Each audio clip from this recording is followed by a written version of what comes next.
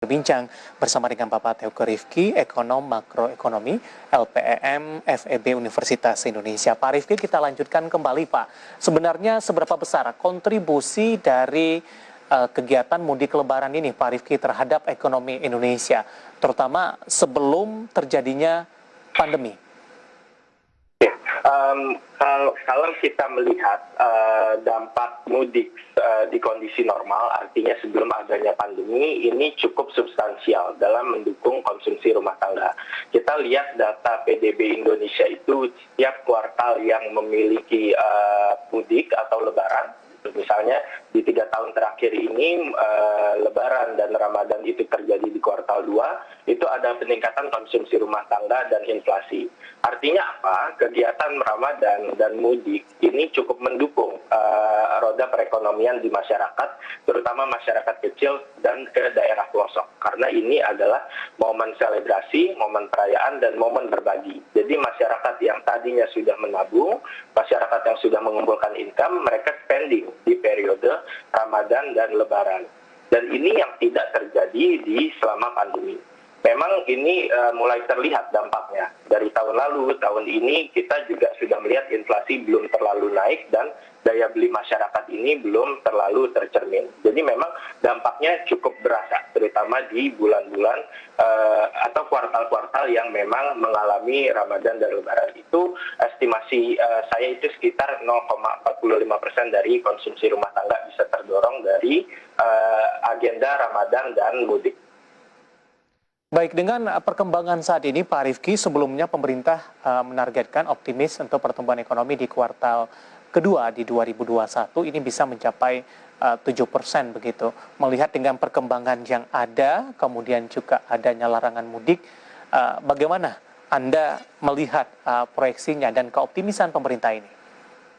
Oke, jadi untuk target proyeksi pemerintah tumbuh 7% di kuartal 2, kita perlu lihat dulu apa saja yang menjadi engine of growth atau sumber pertumbuhan ekonomi Indonesia.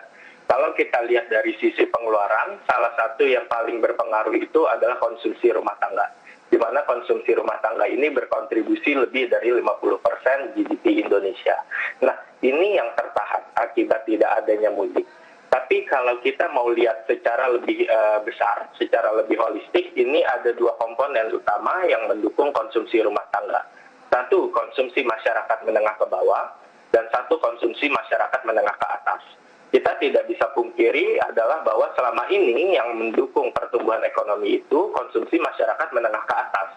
Dan konsumsi masyarakat menengah ke atas ini tidak terlalu tergantung dari stimulus pemerintah atau subsidi, karena memang mereka mereka memiliki excess saving, mereka tidak butuh bansos dari pemerintah. Yang membuat mereka mau spending atau tidak adalah faktor risiko. Kalau mereka merasa COVID ini sudah mulai terkendali, relatif aman, mereka baru mau melakukan spending.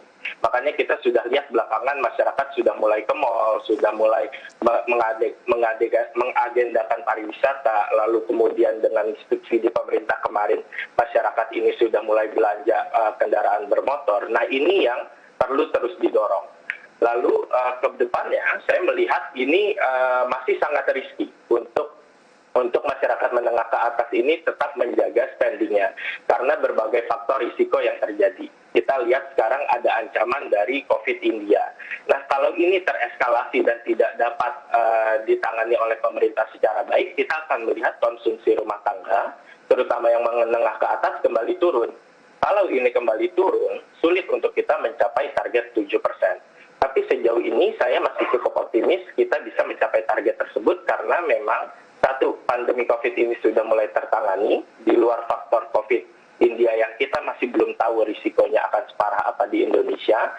Dan kedua adalah faktor low base effect. Jadi baseline effect ini kita untuk mencapai 7% tidak terlalu sulit karena di tahun lalu kita sudah terpukul cukup dalam. Kita di kuartal 2 tahun lalu tumbuh minus 5,3%. Jadi artinya secara kasar, kalau kita mau tumbuh 7% dari tahun lalu, di kondisi normal itu, kita hanya butuh tumbuh 2% untuk mencapai angka 7% di masa pandemi. Jadi memang risikonya masih sangat tinggi dan uncertainty masih cukup besar, Tapi untuk kuartal 2 ini saya masih cukup optimis 7% itu sesuatu yang masih mungkin untuk dicapai. Baik, kalau skenarionya berjalan dengan cukup baik, Pak Rifki, bagaimana Anda melihat 7% tercapai begitu?